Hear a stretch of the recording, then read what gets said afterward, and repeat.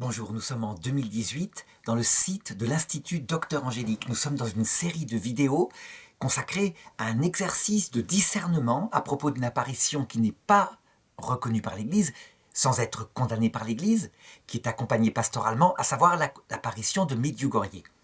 Et je voudrais maintenant montrer, après avoir raconté l'apparition, avoir montré, je dirais, ce qu'étaient les interviews des enfants qui ont été faites en 81, eh bien, je voudrais commencer le discernement. Et le premier critère objectivable du discernement porte sur le contenu théologique du message. Quand je dis contenu théologique, je parle de la doctrine universelle du salut qui parfois est contenue dans le message. Il est évident que pour un discernement catholique, si l'apparition donne un message qui est opposé à la foi catholique, comme par exemple, on a vu au Canada une communauté dont la femme disait qu'elle était la réincarnation de la Sainte Vierge. Évidemment que le cardinal du Canada a tout de suite manifesté que ce n'était pas possible. Et donc cette communauté a été sortie de l'Église. Ce critère est le plus objectivable parce que un contenu théologique, eh bien, on peut facilement, je dirais, le confronter à la vérité de la doctrine catholique. Le deuxième critère que l'on verra dans la prochaine vidéo, à savoir les fruits spirituels, c'est quelque chose de plus compliqué, parce que Jésus lui-même a porté des fruits de division, de guerre, par le fait qu'il a été rejeté. Ça ne veut pas dire que son message est mauvais, mais ça veut dire que le monde ne l'a pas reçu. Quelle méthode faut-il utiliser par rapport à ce genre de discernement? Eh bien, je dirais, pas n'importe laquelle, pas une méthode, je dirais, sectaire et fanatique qui cherche, je dirais, dans le moindre mot, la possibilité d'une erreur théologique. Donc pas une méthode caricaturale. Je voudrais donner un exemple pour bien l'exprimer. À Lourdes, lorsque la Vierge Marie donne à Bernadette son nom, elle dit ceci en patois, « Que soy era immaculada conceptio ». Et Bernadette se précipite vers le prêtre pour lui répéter. Le terme dit « Je suis l'Immaculée Conception ». Le curé Peramal, curé de Medjugorje, qui n'était pas, je dirais, un grand théologien, n'a pas tiqué. Il a simplement pleuré parce qu'il a compris que c'était la Vierge Marie, puisque le dogme de l'Immaculée Conception avait été défini quelques années avant. Cependant, en analysant bien le terme, on se dit, mais il y a un problème théologique. Comment Marie, une petite personne humaine, tout humble devant Dieu, pourrait-elle s'identifier à un concept abstrait, à savoir l'Immaculée Conception? Elle aurait pu dire concrètement, je suis Marie, conçue immaculée. Non, je suis l'Immaculée Conception. Eh bien, des théologiens stricts auraient pu dire, cette apparition ne vient pas de Dieu. Seul Dieu lui-même pourrait s'identifier à un concept abstrait. Seul le Créateur lui-même est l'Immaculé. L'Immaculé. Bien que lui ne soit pas conçu. Mais le Verbe, on pourrait dire, l'est, puisqu'il procède du Père. Il est la connaissance éternelle que le Père a de lui-même. Il n'est donc pas créé, mais il est engendré. Eh bien, il a fallu un théologien, un peu plus tard, dans les années de la Seconde Guerre mondiale, le père Maximilien Kolbe, qui est canonisé, le Saint Maximilien Kolbe, qui est mort à Auschwitz, pour expliquer ce que ça voulait dire. Et c'est très simple. En fait, si on considère Marie, toute petite créature humaine, qui n'est pas Dieu, eh bien, en regardant l'image de Dieu qui s'est réalisée en elle, parce que véritablement, en s'identifiant à son Fils, elle est devenue, elle aussi, image de Dieu, bien que lui, Jésus-Christ, est Dieu. Ce n'est pas pareil. Eh bien, le Père Kolbe dit, si jamais l'Esprit Saint avait eu l'idée un jour de se faire homme, comme le Verbe le fit, il serait devenu Marie. Qui contemple Marie comprend l'Esprit Saint. Voilà ce que dit le Père Kolbe.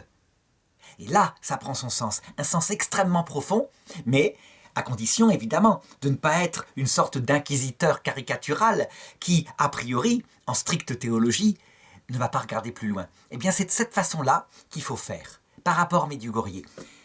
Et pour m'aider, eh bien, je vais faire appel à un site particulier sur Internet qui, je dirais, est profondément opposé à Medjugorje, parce que ce site est profondément opposé aussi au Concile Vatican II.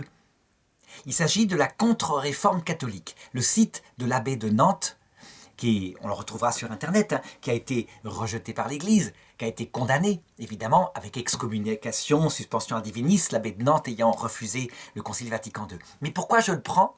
Parce qu'on peut être sûr que là, justement, on aura l'avocat du diable, à savoir des théologiens thomistes extrêmement bien formés, qui vont aller, puisqu'ils sont opposés à Medjugorje, chercher dans toutes les apparitions le moindre détail qui n'ira pas. Et donc je vais me servir de ça, je vais donner leurs objections, et puis après, avec la méthode que j'ai indiquée, la méthode du père Maximilien Kolb, je vais expliquer ce que j'en pense. Alors commençons par le premier argument qu'il dénonce comme formellement hérétique. Donc on le sait que durant les 10 premières apparitions, eh bien, les enfants ont posé à la Vierge des tas de questions qui étaient souvent, je dirais, mandatées par les prêtres de Medjugorje, par des gens. Des tas de questions dont certaines étaient théologiques et la Vierge répondait spontanément. Puis les enfants ont rapporté les choses lors d'interrogatoires aux franciscains. Et l'une des questions portait sur les autres religions. Qu'est-ce que valent les autres religions? Et voilà ce que la Vierge aurait répondu, d'après les enfants. Cette phrase-là, sibylline. Toutes les religions sont égales devant Dieu. Alors aussitôt, la Contre-Réforme catholique, évidemment, s'est emparée de cette phrase en disant « ça, c'est manifestement une hérésie. Manifestement. » Et ils ont ajouté « c'est la pensée de Vatican II. » Je dirais, pour être précis, c'est une hérésie, quand on prend comme cela les choses, et ce n'est pas la pensée de Vatican II. La pensée de Vatican II, je la donne très précisément. Elle consiste à dire que seul le Christ sauve. Seul le Christ sauve, c'est logique, puisque le Christ est Dieu et qu'il est le salut. Et seule une relation de charité, cœur à cœur réciproquement, est le salut. Elle est fondée sur la foi, et cette charité, je dirais, s'épanouit dans des œuvres, parce que l'amour, il est actif. Très bien. Les autres religions, c'est le document qui s'appelle Nostra Aetate, elles ne donnent certes pas le salut, mais elles contiennent des préparations, des semences de la vérité qui ont été mises par le Saint-Esprit, c'est-à-dire l'Esprit de Jésus. Et, ajoute Gaudium et Spes 22.5, nous devons tenir que Dieu proposera ce salut à tout homme par un moyen connu de lui. Voilà la pensée de Vatican II. Donc ne pas confondre Vatican II et mai 68, avec l'hymne par exemple, Nous irons tous au paradis, qui n'est pas Vatican II, qui est un chanteur célèbre qui avait montré ses fesses dans les années 70. La phrase rapportée par les enfants, toutes les religions sont bonnes devant Dieu, sont égales devant Dieu, eh bien, qu'est-ce qu'il faut en penser? Je dirais ceci. Lorsqu'on est avec cette bienveillance théologique, on peut dire qu'elle peut avoir plusieurs sens. Pourquoi? Parce qu'elle a été rapportée par les enfants. Et je montrerai après comment Daria Klanak a fait l'enquête pour savoir exactement ce qui avait été dit. Mais prenons cette phrase comme ça. Premier sens, toutes les religions sont égales devant Dieu. Toutes se valent. Toutes les religions mènent au salut ou donnent le salut également, etc.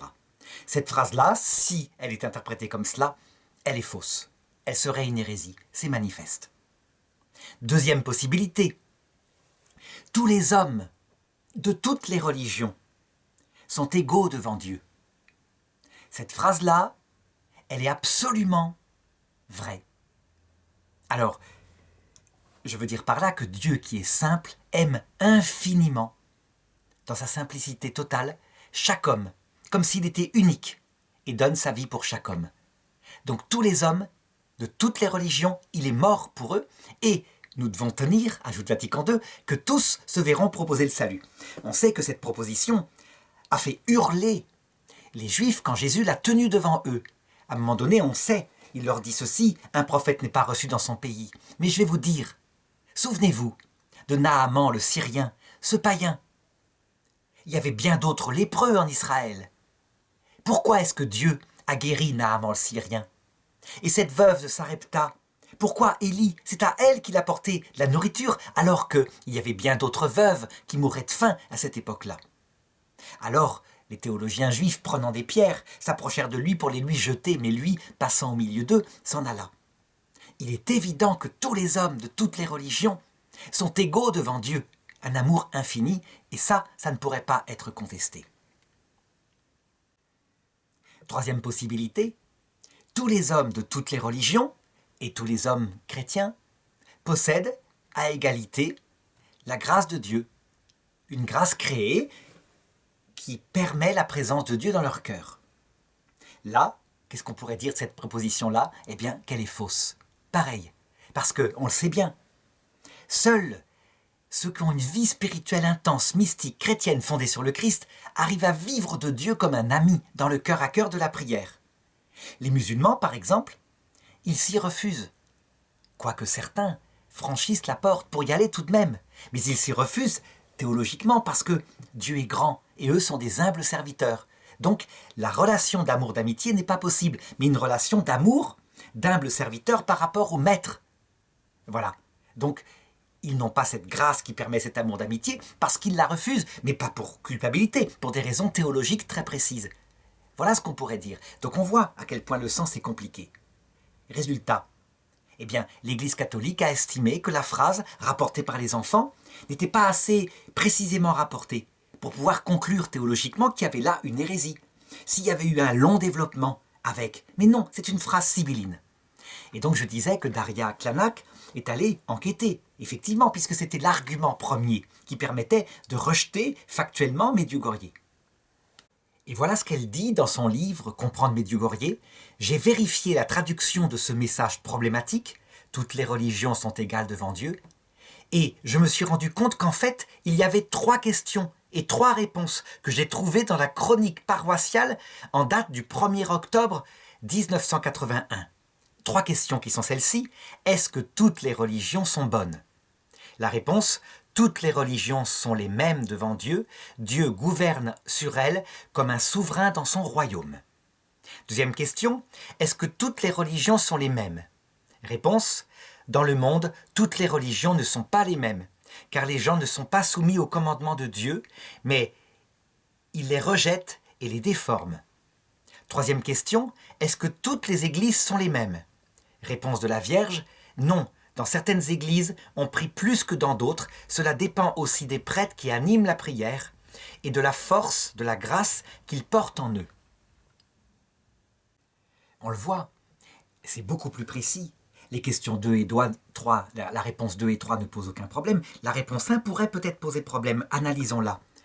Toutes les religions sont les mêmes devant Dieu. Dieu gouverne sur elles comme un souverain dans son royaume.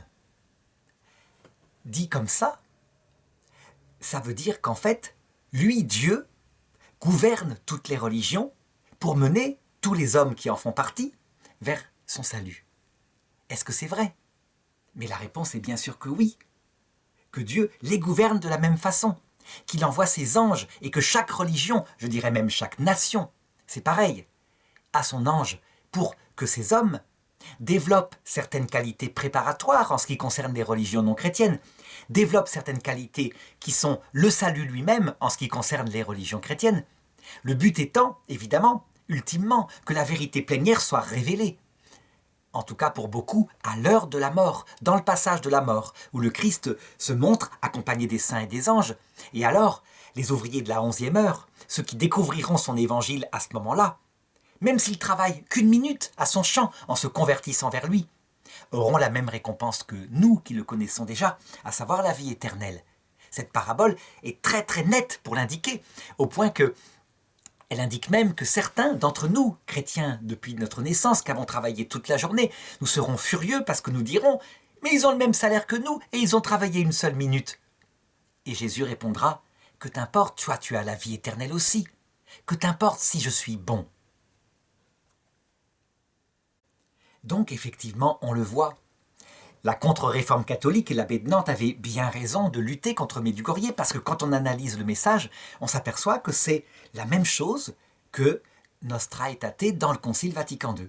Je l'ai dit, la foi telle qu'elle était définie et non pas cette phrase sibylline un peu confuse qu'on a rapportée un peu partout.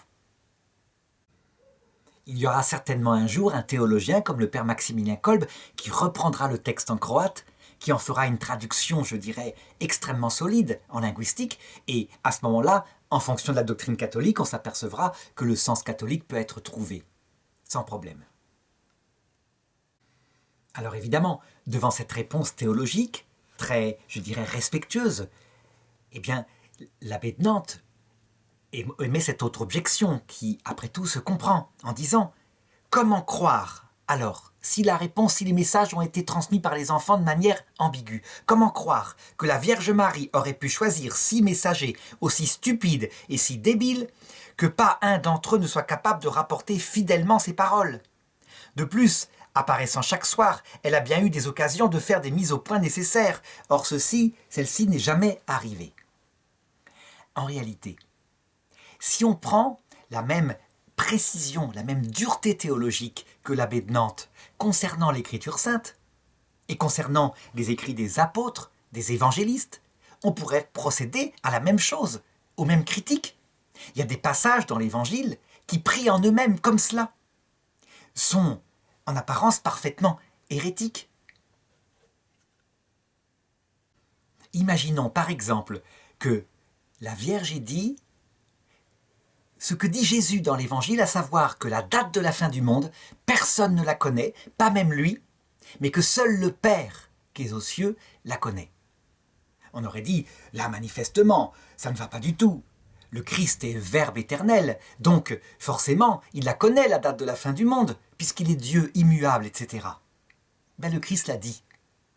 Et l'explication théologique, je la donne, et je défie à quelqu'un de la trouver avant que la donne.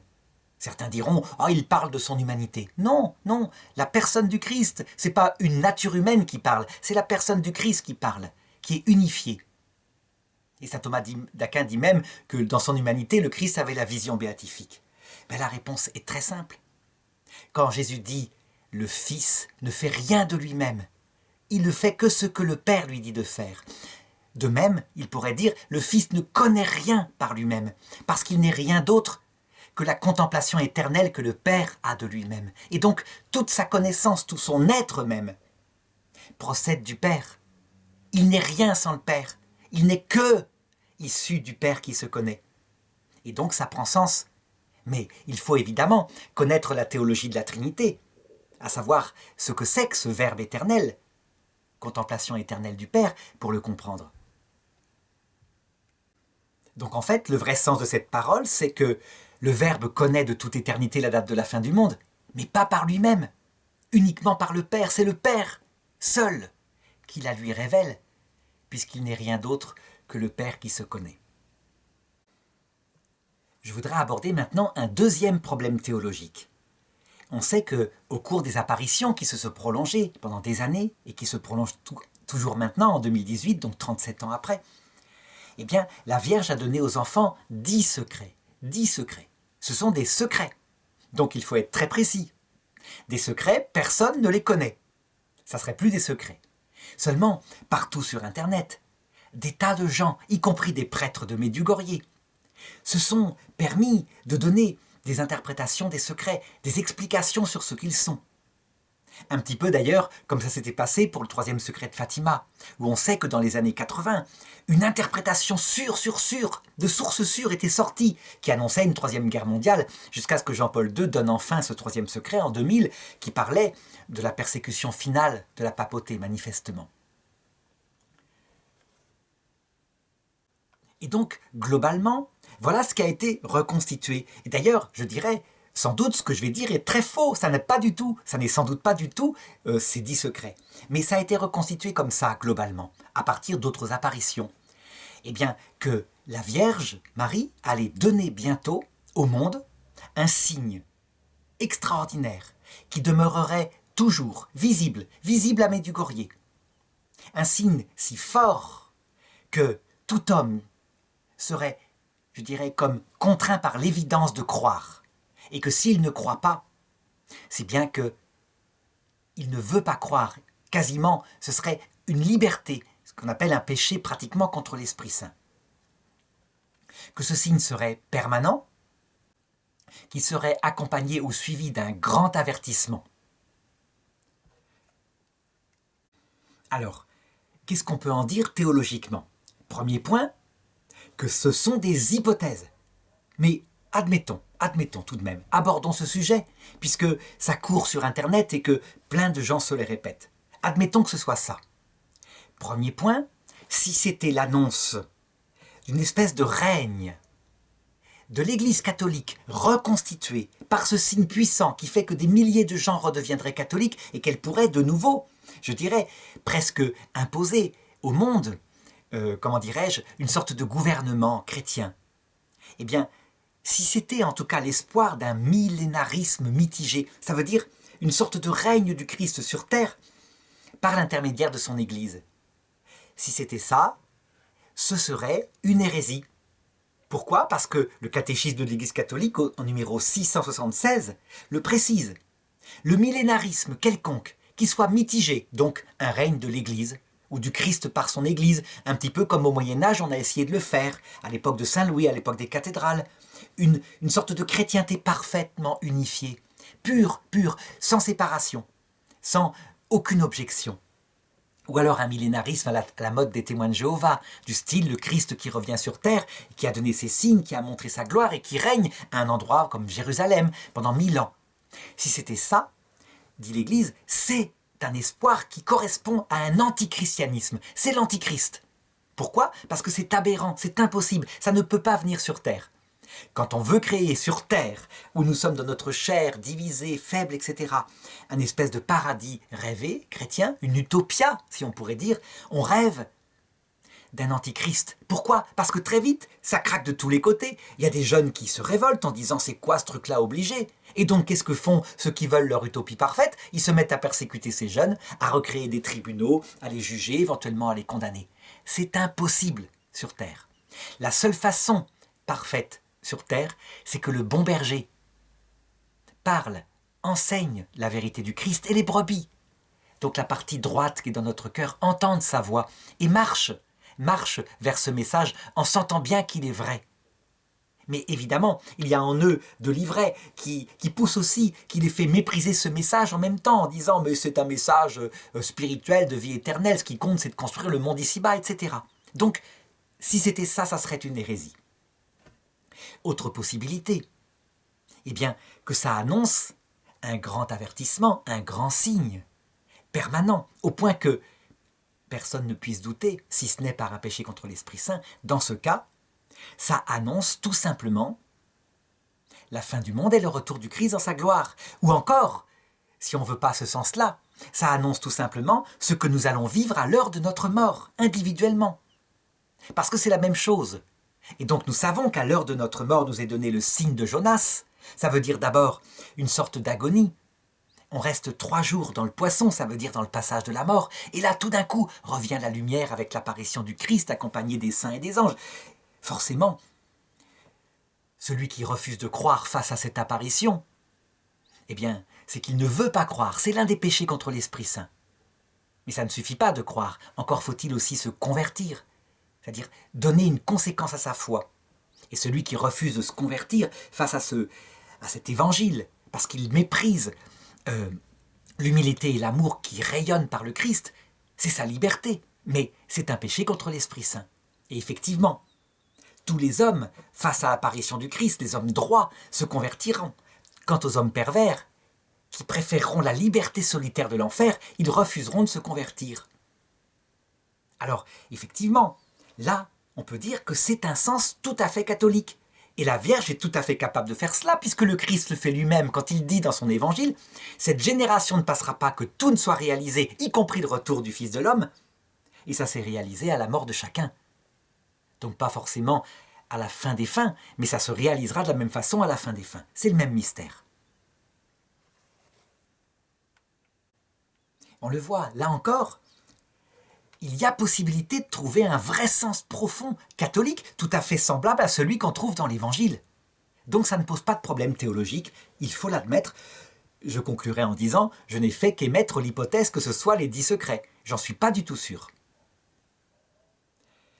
Troisième problème théologique. La Vierge aurait dit que les âmes de l'enfer restent les enfants de Dieu. Et là, évidemment, du côté de l'abbé de Nantes, on se révolte en disant « Comment ça ? Ce sont des gens pervers, des gens que Dieu lui-même a mis dans l'enfer pour les punir de leur perversité. Ils ne sont certainement plus enfants de Dieu. » Eh bien, je répondrai à ça qu'en fait, l'abbé de Nantes, justement, c'est parce qu'il n'a pas accepté le Concile Vatican II qui démontre que l'enfer est le choix d'abord libre d'une âme perverse, qui, alors que le pardon lui est proposé, librement choisit l'amour de lui-même, poussé jusqu'au mépris de Dieu et du prochain. Et c'est une chose fréquente, parce que pour une âme orgueilleuse et égoïste, le paradis prêché par le Christ, à l'heure de la mort et par l'Église, qui consiste en l'amour de Dieu et du prochain poussé jusqu'au mépris de soi, est pour lui un inconvénient. Est-ce qu'on peut dire que cet homme-là que Dieu rejette, il n'aura pas la vision béatifique, bien sûr, puisqu'il en refuse les conditions, reste un enfant de Dieu? La réponse est bien sûr que oui, qu'il reste un enfant de Dieu. Ça ne veut pas dire que l'enfer n'est pas éternel. Ça veut dire que l'ancienne théologie analysait en disant l'enfer est éternel parce que le damné ne peut pas en sortir. Dieu le condamne, c'est comme ça. Mais la théologie approfondie par le Concile Vatican II, par le catéchisme de l'Église catholique, et là, donc, avec l'aide du magistère, alors que la pensée thomiste, scolastique, sur ce point-là, n'était pas le magistère, mais plutôt une hypothèse, une construction. Eh bien, elle dit que l'enfer est certes éternel, mais pas parce que les gens ne peuvent pas en sortir, mais parce qu'ils ne veulent pas en sortir. C'est un acte libre. Ils ne cèdent jamais. Ils méprisent ce salut fondé sur l'humilité et l'amour, comme le font les démons. Est-ce que ça veut dire que s'ils se convertissaient, ce qui n'arrive jamais, puisque leur liberté est parfaite, pleine lucidité, pleine maîtrise de soi, le blasphème contre l'Esprit Saint, mais en imaginant cette hypothèse, est-ce que Dieu les prendrait auprès de lui? Bien sûr que oui, qu'il les prendrait auprès de lui. Donc ils restent ses enfants, mais ses enfants à jamais éloignés. Comme d'ailleurs les démons, qui dans le livre de Job ont accès au conseil de Dieu. On le voit bien. Pourquoi? Parce que Dieu respecte leur choix, tout simplement.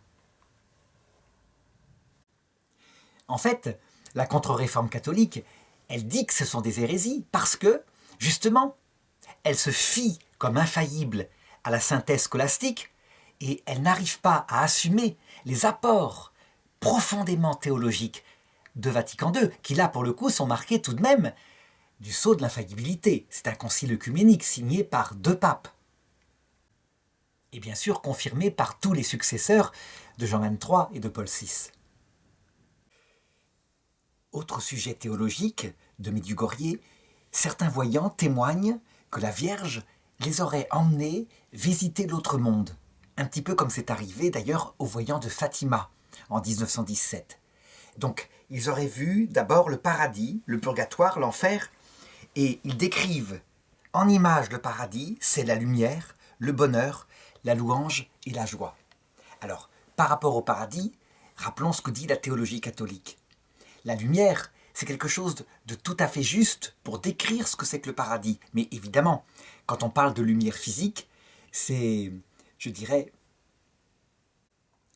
une lumière pour signifier ce qu'on appelle la vision béatifique. Ça veut dire qu'on voit Dieu face à face. Dieu qui est la lumière, mais une lumière purement spirituelle, infinie, absolument incommensurable. Et c'est ça qui explique le bonheur du paradis. En termes évidemment symboliques, parler de la lumière, de la joie qui en est la conséquence, et qu'en théologie on appelle la béatitude, c'est-à-dire un bonheur parfait au point qu'il n'y a plus de désir, que chaque désir est comblé, et qui n'est pas comparable à l'absence de désir dans le sommeil, mais au contraire dans une vie plénière. Eh bien, c'est très bien. Le purgatoire est décrit comme ça, c'est un brouillard dans lequel les âmes souffrent et gémissent, conscientes que Dieu existe. Elles ont besoin de nos prières parce qu'elles ne peuvent plus prier pour elles-mêmes afin d'atteindre le ciel. Là non plus, je n'ai pas trouvé de critique dans le site de la contre-réforme catholique, tout simplement parce que Sainte Catherine de Gênes décrit le purgatoire de cette façon-là. En tout cas, certaines étapes du purgatoire, parce qu'il y en a d'autres, évidemment, qui sont pleines de joie. Quand on vient d'arriver au purgatoire avec la promesse qu'on irait au paradis, puisque on a choisi d'aimer Dieu, eh bien, évidemment, il y a un moment de joie. Mais le temps du purgatoire, ce temps si long où on attend, assoiffé, de pouvoir voir Dieu face à face, ce temps si long, eh bien, fait toucher à la personne, à certains moments, le désespoir psychologique. Un peu comme le Christ à la croix qui peut crier, lui dans son humanité, mon Dieu, pourquoi m'as-tu abandonné ?» La personne sait très bien que Dieu ne l'a pas abandonné, mais c'est comme si elle le ressentait, et ça construit en elle un cœur tout humble, un cœur prêt pour la vision béatifique. Donc, pas de critique là-dessus. On peut dire qu'il y a vraiment, je dirais, une approche très profonde. En enfer, la description des voyants, c'est que c'est le feu, les flammes, et ils voient aussi des âmes presque sous forme animale. Eh bien, ces descriptions, de telles descriptions, elles sont partout présentes dans les révélations. Attention cependant, dira la théologie, les formes animales sont des métaphores spirituelles pour signifier l'état pervers de ces âmes qui se sont révoltées contre Dieu. Un autre sujet par contre est intéressant. C'est que la Vierge dit, à propos de l'enfer, que Dieu a donné à chacun le don de la liberté. Et ça, évidemment, chez ceux qui critiquent Medjugorje, c'est quelque chose qui les fait tiquer. En effet, dans une approche plus ancienne de l'enfer, c'est l'inverse. L'enfer, c'est une condamnation positive venant de Dieu envers des êtres méchants, et donc ces êtres sont en prison, ils ne sont pas libres. Alors qu'est-ce qu'il faut penser de ça? En réalité, l'enfer est choisi librement. Ça, c'est quelque chose que Vatican II précise, que le catéchisme de l'Église catholique affirme. Les gens ne sont en enfer que par un choix libre de leur liberté. Dieu ne met quelqu'un en enfer que parce qu'il réclame la vision béatifique sans en accepter les conditions, à savoir d'aimer Dieu dans l'humilité. Et donc, en conséquence, ils sont dans la présomption. Ils s'estiment dignes de la vision béatifique qui pour eux, évidemment, est un trésor, mais un trésor de jouissance, sans accepter d'aimer celui qui peut leur donner ce trésor, et ce trésor est une personne, c'est la personne de Dieu. Alors, on pourrait dire, c'est donc contradictoire avec l'ancienne théologie, ils ne sont pas libres. En réalité, c'est les deux à la fois. Ils optent pour leur liberté, et ils obtiennent en enfer la liberté de choisir eux-mêmes le bien et le mal. Un petit peu comme Lucifer le disait dans le jardin d'Éden, vos yeux s'ouvriront. Comment dirais-je ? Vous pourrez manger de l'arbre de la connaissance du bien et du mal. Mais la conséquence, c'est que, étant privés de Dieu qui seul pourrait combler leur cœur, eh bien cette liberté aboutit à quoi? À l'esclavage par rapport à eux-mêmes. Et évidemment, ils en sortent pleins de colère, pleins de rage, et donc toutes les souffrances décrites par l'Écriture sont présentes. Il n'empêche que affirmer que l'enfer, c'est un choix libre, c'est essentiel. Ça veut dire que ces gens sont prêts à perdre la vraie liberté qui vient du bonheur, plutôt que de renoncer à leur liberté orgueilleuse. La conséquence, c'est que, évidemment, Medjugorje semble réformer toute l'ancienne vision venant du Moyen-Âge. L'enfer est-il éternel s'ils y sont librement? On pourrait dire, mais ils vont finir par comprendre puisqu'ils souffrent. En fait, l'enfer est éternel, je l'ai dit, non pas parce qu'ils ne peuvent pas en sortir, mais parce qu'ils ne veulent pas. Leur liberté de choix est tellement complète au moment du jugement dernier que jamais ils ne reviennent en arrière, quitte à souffrir. Pour eux, l'humilité et l'amour du paradis sont des choses méprisables. On peut donc dire en vérité avec Jésus que tous les péchés mortels, sans exception, les péchés contre le Père, c'est-à-dire ceux qu'on attribue à la faiblesse, les péchés contre le Fils, ceux qu'on attribue à l'ignorance, quand on fait le mal parce qu'on ne sait pas vraiment ce qu'on fait, ça c'est pardonné. Ça peut être pardonné. Et seuls ceux qui se sont transformés face au Christ en un blasphème contre l'Esprit Saint, ça veut dire un péché qui sort de la puissance, donc parfaitement maîtrisée, et qui sort de la connaissance, donc parfaitement lucide, subsiste en enfer. Alors, évidemment, chez ce groupe religieux qui s'appelle la Contre-Réforme catholique, il y a une protestation en disant « Mais non, saint Thomas d'Aquin dit bien que pour n'importe quel péché mortel, y compris par faiblesse ou ignorance, on va en enfer. » Seulement Jésus, il a toujours dit l'inverse. Il a toujours dit que seul le blasphème contre l'Esprit Saint demeurait en enfer. Que les autres péchés mortels, effectivement, qui suppriment la grâce de Dieu, ne resteront pas à jamais. Ils seront pardonnés à un moment donné ou à un autre. Ainsi, on comprend pourquoi Medjugorje est tellement critiqué par ceux qui refusent Vatican II, puisque Vatican II apporte quelque chose à ce niveau-là. Quelque chose qui, par contre, rejoint l'Évangile et qui manifeste que l'ancienne compréhension de l'enfer n'était pas parfaite, était limitée, et qu'il faut évidemment approfondir ce mystère en suivant le concile. Ce qui fait, je dirais, râler ceux qui se sont séparés du concile, bien sûr. Et la Vierge conclut en disant aux enfants que ces âmes de l'enfer ne désirent pas qu'on prie pour elles.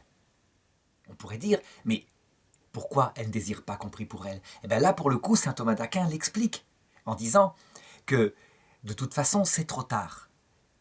Pour lui, elles sont, je dirais, comme fossilisées dans l'enfer.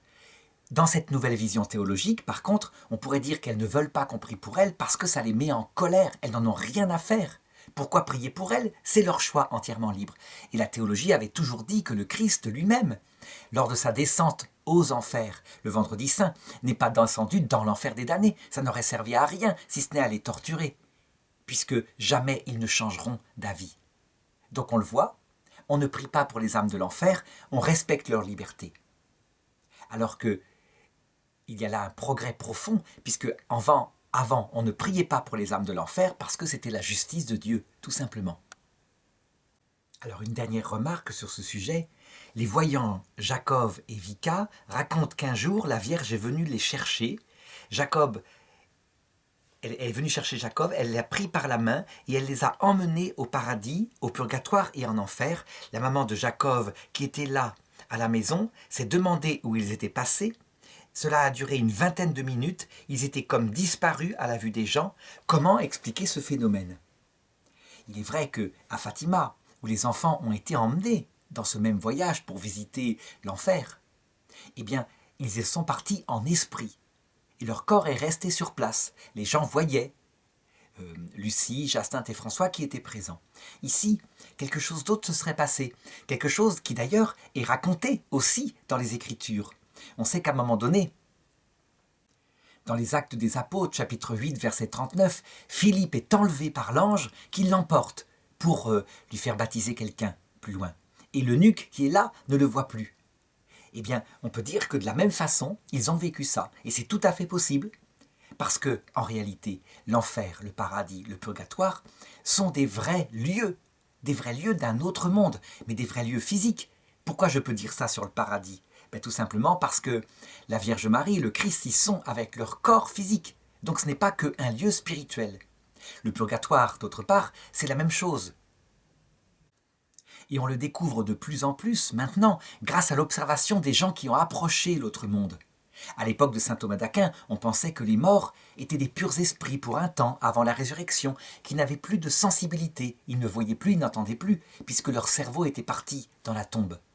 On se rend compte maintenant qu'en fait les morts seraient plutôt comparables à des fantômes. Ça veut dire qu'ils ont leur esprit, mais aussi un corps psychique qui leur permet de voir, d'entendre. Ils restent profondément humains, ils ne sont pas des purs esprits. S'ils ont au purgatoire, où la personne n'est ressuscitée, on a son psychisme, et idem en enfer, alors ce sont des lieux, parce que voir comme on voit sur terre, alors que le cerveau n'est plus là, mais parce que le psychisme est venu avec nous, c'est-à-dire la vie sensible. Ça implique qu'il y ait des choses sensibles à voir. Donc, il est tout à fait possible que tout cet autre monde, déjà, soit physique, il est même plus que possible, il est réel que l'autre monde est déjà physique, et donc qu'il puisse être emmené par la Vierge Marie et ramené ensuite sur terre. Il n'y a pas d'objection à cela. Je dirais même plus, non seulement il n'y a pas d'objection à ça, mais c'est absolument dans le sens de la foi catholique. Alors je voudrais continuer, et je vais aborder maintenant des arguments qui sont moins théologiques. Ça veut dire que là, on a touché au dur, c'est-à-dire la théologie, la doctrine universelle du salut. Là, c'est moins théologique, c'est plus pratique. Ce sont plus des critiques émises par la contre-réforme catholique, d'ordre, je dirais, pastoral, parfois, d'ordre de ce qu'ils estiment être de l'inconvenance du comportement de la Vierge. Mais tout de même, abordons-les ici, parce que, après tout, pourquoi pas? Donc, par exemple, la Vierge se présente le 26 juin 81 à la voyante Myriana comme la reine de la paix. C'est sous ce vocable de paix, la myre dans la langue slave, sous ce vocable de la paix qu'elle se présente. Et voici que, 10 ans plus tard, jour pour jour, la terrible guerre civile yougoslave éclate. On pourrait dire, il y a là manifestement, pour le moins, l'inverse d'une prophétie. Elle se présente comme la reine de la paix et arrive la guerre. Donc, quand, je dirais, on annonce une prophétie quelconque et qu'elle ne se réalise pas, mais qu'au contraire, elle se réalise à l'inverse, c'est bien la preuve que cette apparition ne peut pas venir de Dieu, insiste, je dirais, donc la contre-réforme catholique. Eh bien, je dirais que la réponse, là, pour le coup, elle est facile à donner. C'est pas la première fois que ça se passe comme ça. Le Rwanda, l'apparition de Kibeo, qui a été reconnue par l'Église, c'est exactement le même phénomène. Elle apparaît, elle annonce qu'elle veut la paix, et la guerre civile va se développer au Rwanda en faisant presque 1 million de morts quelques années après, et même une des voyantes va périr dans ce génocide. Donc, ce sont des Hutus, je crois, qui vont tuer des Tutsis. Tout le monde sait que quand la Vierge Marie appelle à la paix, c'est d'abord la paix au sens mystique du terme qu'elle demande et dont les fruits vont évidemment s'étendre dans la paix civile. C'est quoi la paix mystique? C'est le fait que l'âme se repose en paix dans sa finalité, qui donne sens à sa vie et qui fait que tout d'un coup, les choses relatives comme le pouvoir politique, des choses pour lesquelles on se bat quand on n'a pas de but ultime, parce qu'ils paraissent essentiels, eh bien, ces choses relatives deviennent source de guerre. Je vais donner un exemple. Si un homme sait que ce qui compte uniquement, c'est de voir Dieu face à face et de retrouver ses prochains qu'on a aimés dans la vie éternelle. Dans ce cas-là, l'argent, le fait de gagner de l'argent, le fait de conquérir une terre, une ville, deviennent, je dirais, presque des choses anecdotiques, passagères, utiles comme des moyens, mais qui vont durer quelques années. Acheter une maison, quand on sait que dans 30 ans on sera mort, c'est comme la louer pour 30 ans, c'est pas en faire son grenier dans lequel on entasse son blé pour y vivre éternellement. Donc ça relativise les choses. Au contraire, quand cette paix en Dieu, ce sens ultime de la vie disparaît, eh bien les hommes se donnent des finalités sur terre qui paraissent plus importantes que tout, et la guerre surgit. Des guerres absurdes, comme par exemple, je décide que je vais conquérir ce petit bout de terre et j'attaque mon prochain parce que j'estime que c'est ma terre, etc. Donc on le voit bien, l'annonce, la demande de la paix et l'apparition au contraire de la guerre 10 ans plus tard parce qu'on ne l'a pas écouté, c'est plus qu'une prophétie réalisée. C'est peut-être même une coïncidence frappante qu'il faut prendre plutôt du côté positif pour Medjugorje. Alors allons maintenant dans le comportement inconvenant de la Vierge et presque insultant. Voilà ce que dit en tout cas la contre-réforme catholique. Le 29 juin 1981, un directeur de clinique envoie une doctoresse, la doctoresse Darinka Glamusina, à Medjugorje pour voir l'apparition et observer le comportement des enfants.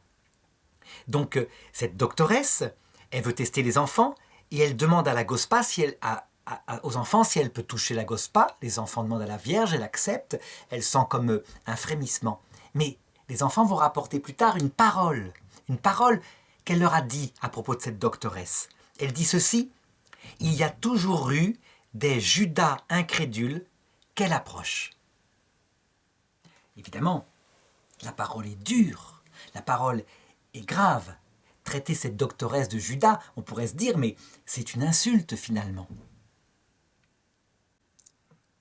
Et ces personnes ont dit, jamais la Vierge qui est douceur, qui est patience, n'aurait dit cela à propos d'une personne, surtout dans son dos, puisque ce sont les enfants qui lui ont rapporté. Eh bien, Daria Klanak est allée à Medjugorje et elle est allée rencontrer cette doctoresse. Elle lui a posé la question, très simplement. Et voilà ce qu'elle lui a répondu. Bien des gens ont été choqués de cette réponse, mais pas moi. La Vierge s'est adressée à moi et je l'ai bien compris. À ce moment-là, j'ai été incrédule et traître. Les paroles de la Vierge m'ont profondément touché. Je l'en remercie car elles ont éveillé en moi un cheminement dans la foi. En fait, qu'est-ce qu'on peut dire? Devant les propos de cette dame, eh bien que manifestement, peut-être en tout cas, quelqu'un lit dans son âme. Elle a dû avoir un comportement, peut-être qu'elle a eu un signe très profond dans sa vie, qu'elle a ensuite méprisé, je ne sais pas, mais toujours est-il que elle est le meilleur témoin pour le dire. Donc, cette parole de la Vierge, qui rejoint parfois certaines paroles de Jésus, qui elles n'ont pas eu un effet positif. Par exemple, quand il a dit très objectivement aux pharisiens, « Malheur à vous, pharisiens hypocrites », ça lui a valu sa mort. parce que jamais ils n'ont pardonné. Est-ce qu'on devrait dire que parce qu'il a eu une parole forte, insultante pour eux, il les a traités de tombeaux, je dirais, plein de pourriture à l'intérieur. Je n'invente rien, qu'on regarde dans l'Évangile, et à l'extérieur, tout beau, tout bien propre. Est-ce qu'on pourrait dire que de telles paroles manifestent que Jésus-Christ ne vient pas de Dieu? Bien sûr que non. Tout dépend de ce qui se passe dans l'âme de l'interlocuteur. Et peut-être qu'il fallait les secouer de cette façon-là. Et on ne sait pas ce qu'ils sont devenus par la suite. Peut-être qu'en fait, ça les a fait réfléchir. En tout cas, c'est le cas pour cette doctoresse. Daria Klanak rapporte dans son livre que une autre question a été posée par cette doctoresse à la Vierge. Et voilà la réponse. La question d'abord était celle-ci.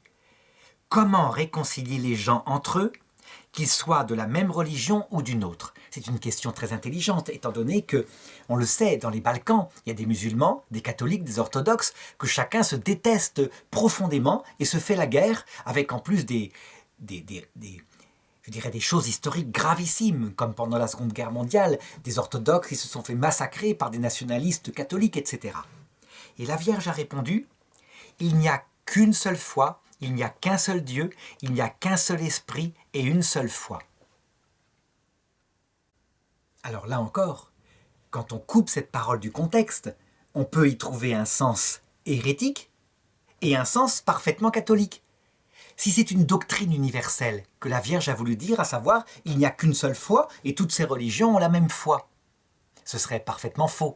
On sait bien, l'islam ce n'est pas le catholicisme, mais l'orthodoxie et le catholicisme sont effectivement très proches.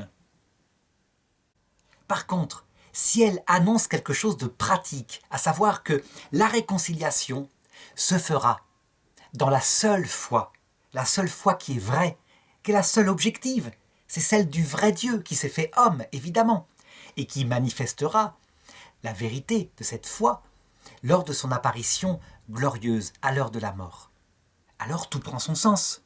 Évidemment que la paix se fera quand les musulmans vont arriver face au Christ qui leur dira « Bon serviteur, regardez, je suis votre Dieu qui s'est fait homme, vraiment. Et vous avez bien servi selon votre religion du mieux que vous pouviez. » Eh bien, ces gens-là, tout naturellement, ceux qui seront de bonne volonté, se tourneront vers le Christ et deviendront immédiatement catholiques au sens profond du terme. Ça veut dire de la religion unique et universelle qui est celle du Christ et qui se manifeste dans l'autre monde.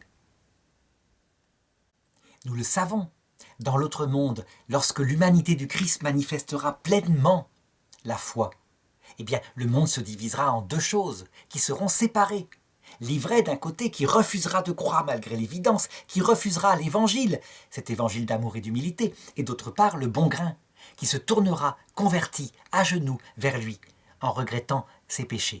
Et jamais le Christ ne leur reprochera les erreurs de leur ancienne religion, puisque c'est pas de leur faute, évidemment, ils l'ont reçu de leurs parents, ils y croyaient sincèrement.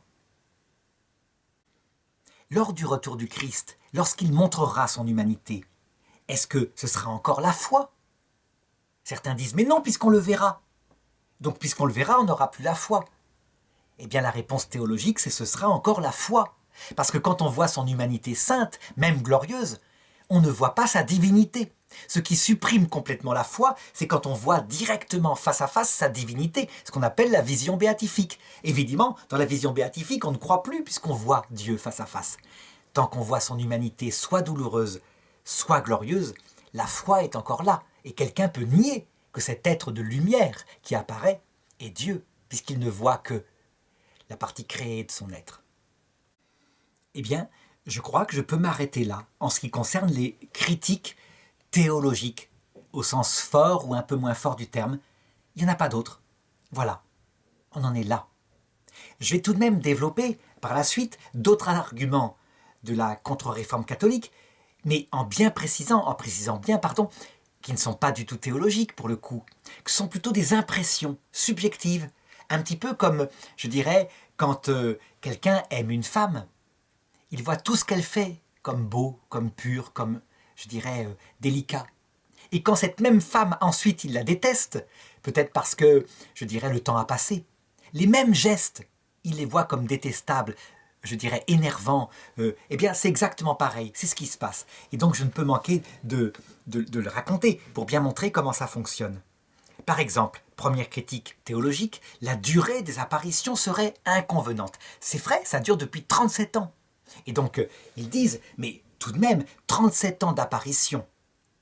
Pour donner une fois par mois un message qui est toujours le même, qui parle de conversion, qui parle de prière, qui parle de jeûne, qui parle de pénitence, qui parle, etc. Toujours la même chose, répétitive, sans originalité théologique, c'est pas digne de la Sainte Vierge.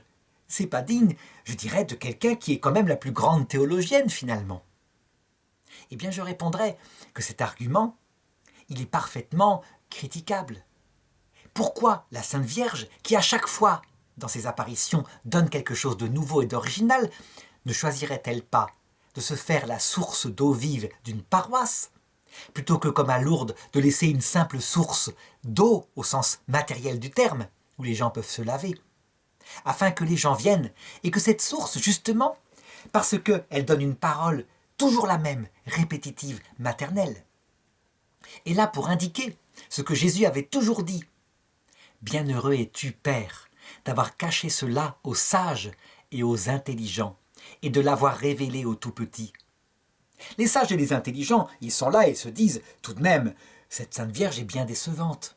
Et puis les hommes humbles, par millions, chaque année, ils vont vers elle simplement parce qu'ils ne lui demandent rien d'autre que de les diriger vers la vie éternelle, vers son Fils, par des paroles maternelles. Peut-être bien que, en fait, on a la meilleure pédagogie pour indiquer que lorsqu'on verra le Christ, avec ce cœur brisé, ce Christ qui n'est pas pantocrator, mais qui est stigmatisé parce qu'il a été cassé à la croix, eh bien, effectivement, la surprise de le voir si humble, si doux, alors qu'on s'attendait tout de même à quelqu'un qui est le Créateur et qui va, cette fois, ça ne va pas rigoler. Eh bien, ça provoquera le jugement, à savoir tous ceux qui refusent l'évangile de l'humilité et de l'amour, préféreront se tourner vers le Dieu de la gloire, celui qui est debout, comme un dragon, le démon, évidemment. Il faut donc faire très attention à notre réaction face à la, entre guillemets, puérilité, simplicité des messages de Medjugorje. Peut-être qu'ils indiquent quelque chose dans notre cœur et qu'il faudrait peut-être réfléchir à ce risque, cette peur que nous devons avoir de nous-mêmes face à l'humilité quand elle est manifestée en plénitude. Autre critique, des contradictions qui seraient dans le message de la Vierge. Une inconstance, comme par exemple, les voyants interrogent la Vierge sur la durée des apparitions. Et au 6e et 7e jour, ils reçoivent 2 réponses en apparence contradictoires. Elle dit d'abord « j'apparaîtrai autant que vous le désirez », et puis elle dit à un autre endroit « j'apparaîtrai encore 3 jours ». Or, ces apparitions ne se terminent pas le 10e jour, mais elles continuent jusqu'à aujourd'hui. Alors qu'est-ce qu'il faut en penser ? Eh bien, je dirais que là encore, on ne peut pas discerner, on ne peut pas conclure. Comme toujours, le Christ lui-même, dans l'Évangile, il dit « Cette génération ne passera pas que tout ne soit accompli ». 2000 ans plus tard, on regarde encore.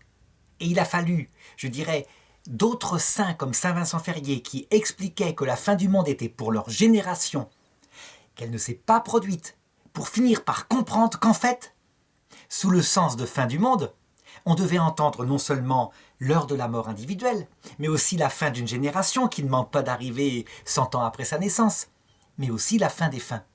Et donc, les 3 étaient le même sens, aux yeux de Dieu, c'est-à-dire le même mystère décliné au cours de l'histoire. Eh bien, le fait qu'elle dise « j'apparaîtrai autant que vous voulez » et puis « j'apparaîtrai que 3 jours » peuvent signifier symboliquement les mêmes choses, à savoir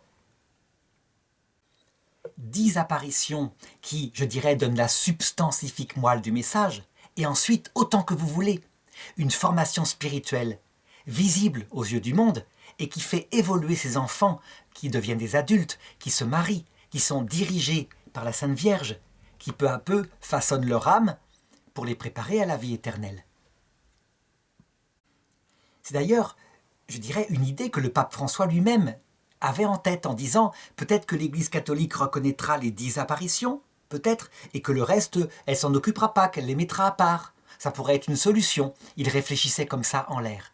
Possible, c'est une possibilité. En tout cas, ça ne peut pas être un critère pour rejeter, puisque l'ambiguïté nous oblige à l'intelligence et non pas au rejet. Autre critique, donc là encore relative, qui dit ceci. Les voyants se sont dispersés, certains habitent à Boston, et voilà qu'à la même heure, elle apparaîtrait à tous les enfants, parfois, en même temps, mais dans différents endroits, donc en Yougoslavie et en même temps en Amérique. Est-ce que c'est possible? Ce n'est pas possible. La Sainte Vierge, tout de même, elle n'a qu'un seul corps, elle ne peut pas se multiplier comme cela. La réponse théologique, elle est là, pour le coup, évidente.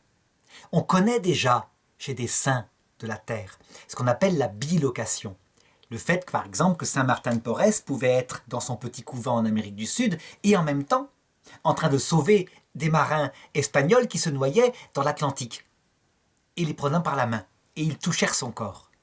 Eh bien, la Vierge Marie, qui promet que tous ceux qui l'auront prié un petit peu, ne serait-ce qu'une fois dans leur vie par le Je vous salue Marie, elle les accueillera à l'heure de la mort. Si on considère qu'à chaque jour, il meurt peut-être, je ne sais pas combien, mais plusieurs dizaines de milliers de personnes,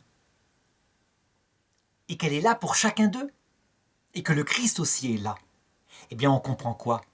Que bien évidemment, Dieu, pour celui qui s'abaisse devant lui, donne les pouvoirs, je dirais, charismatiques, gigantesques dont il dispose, comme la multilocation et pas seulement la bilocation. Donc ce n'est absolument pas une objection théologique, ou alors il faut rejeter comme absurde l'idée même que le Christ puisse accompagner, accueillir à l'heure de la mort des milliers de personnes chaque seconde.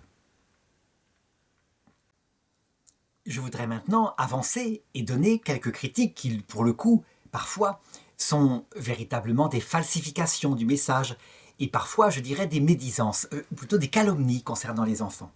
Alors, par exemple, donc toujours pareil, je prends le site de cette contre-réforme catholique. Mercredi 24 juin 81, première apparition. Comment serait-il possible que la Vierge Marie, elle si douce, si paisible, puisse susciter chez les enfants non seulement un premier mouvement de crainte, mais de la terreur, de la folle panique. Les voyants disent ensuite s'être enfuis. Alors, dans la précédente vidéo, j'ai lu exprès, traduit par Daria Klanak, l'interrogatoire de Jakov en particulier, qui raconte, devant l'insistance des prêtres, qui insistent 4-5 fois, qui raconte qu'il a eu, effectivement, en la voyant la première fois, un petit peu peur, mais que plus jamais après, simplement parce que la première fois, eh bien, il n'était pas habitué. Mais ensuite, il était tellement heureux de la voir que, plutôt que de ne pas y aller, il aurait préféré que sa mère le tue que de l'empêcher. Donc attention tout de même à ne pas falsifier les messages, mais à se référer à ce qu'ils sont vraiment. Deuxième critique du même genre, que ces enfants se seraient réunis sur la montagne ce jour-là et qu'ils auraient menti parce que la vraie raison, c'était qu'ils voulaient fumer du tabac en douce de leurs parents et qu'ils l'auraient avoué plus tard, mais qu'ils l'auraient caché sur place. Alors, en réalité, en imaginant même que ce soit vrai, le fait que les enfants sont pris parmi des jeunes de leur âge qui font des bêtises, qui ne sont pas parfaits, n'est absolument pas un critère d'invalidation d'une apparition. Je veux dire par là que si la Sainte Vierge voulait apparaître à une personne qui, lucidement, refuse froidement et définitivement l'Évangile, elle le pourrait. Est-ce que ça voudrait dire que l'apparition n'est pas de la Sainte Vierge? Non, simplement, l'apparition ne convertirait pas cette personne puisqu'elle sait ce qu'elle fait. Là, en l'occurrence, qu'elle choisisse des enfants qui peut-être sont allés fumer en cachette, après tout, pourquoi pas? Évidemment, ce choix expliquerait une chose. Quand on compare au choix de Bernadette ou des enfants de la Salette qui faisaient des petits paradis pour faire leurs prières dans un monde catholique de l'époque, à celui-ci, où des enfants ressemblent à des jeunes post-68ards qui fument en douce, eh bien on se dit, la Sainte Vierge, elle a bien changé. Je ne dirais pas ça. Je dirais plutôt, la jeunesse, elle a bien changé. Elle est rentrée maintenant dans un monde post-chrétien. Et donc la Sainte Vierge, elle apparaît à des enfants de ce monde. Et la critique continue en disant, regardez ce qui s'est passé le 25 juin. Ils se sont évanouis. Ils se sont évanouis. Les enfants en témoignent. Devant l'apparition, ils ont monté à toute allure vers elle, et arrivés devant elle, certains se sont évanouis. Qu'est-ce que c'est que ça? On dirait des crises de transe, de la transe un petit peu comme on voit dans l'animisme, dans des séances de spiritisme, etc. En réalité, lorsqu'on regarde le film qui sont fréquents, des apparitions, on ne constate pas du tout quelque chose en rapport avec de la transe, où on se met à trembler dans tous les sens, etc., etc. C'est plutôt une prière unie, et tout d'un coup, lorsque l'apparition se fait, en même temps, ils tombent à genoux, et ils se mettent parfois à parler, on n'entend plus leurs paroles. Je mets ici un petit film qui rappelle un petit peu comment ça se passe.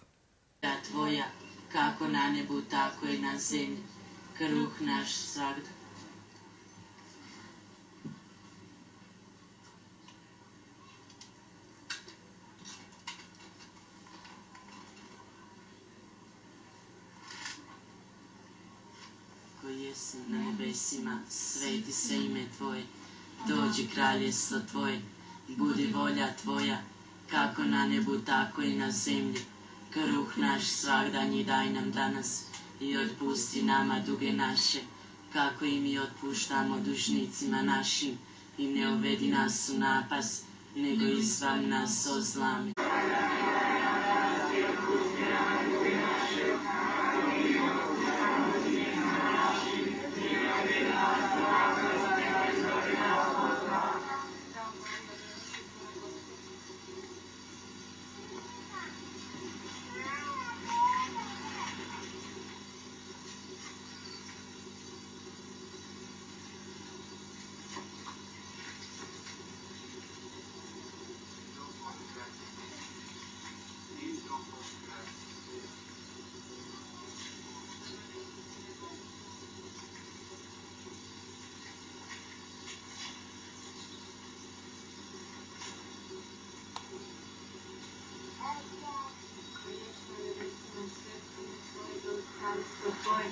Bude volja Tvoja, kako na nebu, tako i na zemlji.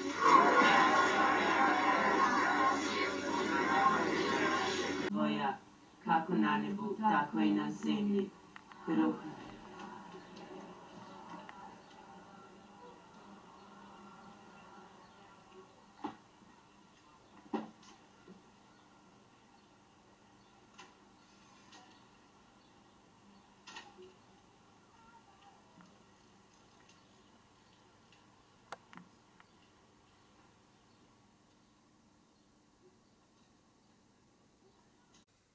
Donc je m'arrête là. Il y a eu bien d'autres critiques de ce genre.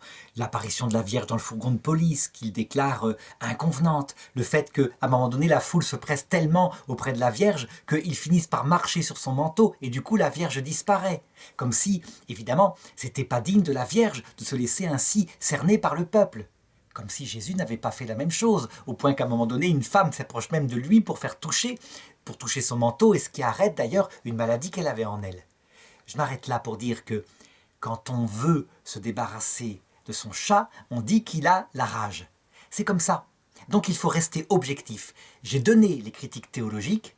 On voit que l'Église catholique, depuis 37 ans, n'a manifestement pas trouvé là-dedans une hérésie formelle, réitérée, précisément, et qui permettent de condamner l'apparition. Ce qu'elle fait sans aucune espèce de, je dirais, de peur, lorsque une hérésie formelle est enseignée par une pseudo-apparition, comme par exemple, je l'ai dit, la pseudo-apparition d'Amsterdam, je ne parle pas de la vraie, celle qui est reconnue à Amsterdam, mais celle qui a été récupérée au Canada par Anne, je crois que c'est Gigère, Madame Gigère, qui se prétendait la réincarnation de la Sainte Vierge Marie, avant de mourir récemment. Je préciserai maintenant pour conclure que si on peut, de fait, trouver un sens catholique à toutes les paroles de la Vierge, ça ne prouve pas que c'est bien elle qui apparaît. Au contraire, ce critère-là est juste, je dirais, à regarder. Il permettrait d'éliminer l'apparition s'il y avait une hérésie formellement et précisément enseignée. Mais ça ne suffit pas à dire qu'elle est vraie. On sait très bien que, par exemple, sur l'influence des franciscains, ou, je ne sais pas, par exemple, les enfants ayant fait un petit peu de catéchisme, voulant s'amuser, ils pourraient très bien donner des messages à peu près, je dirais, catholiques, et ça passerait. Donc il faut d'autres critères que l'Église regarde, et celui qui va apparaître dans la prochaine vidéo est essentiel aussi. Ce sont les fruits spirituels. Donc je montrerai comment l'apparition de Medjugorje est une apparition de lutte, où il y a peut-être une paix dans l'apparition elle-même, mais autour, quel bazar, effectivement.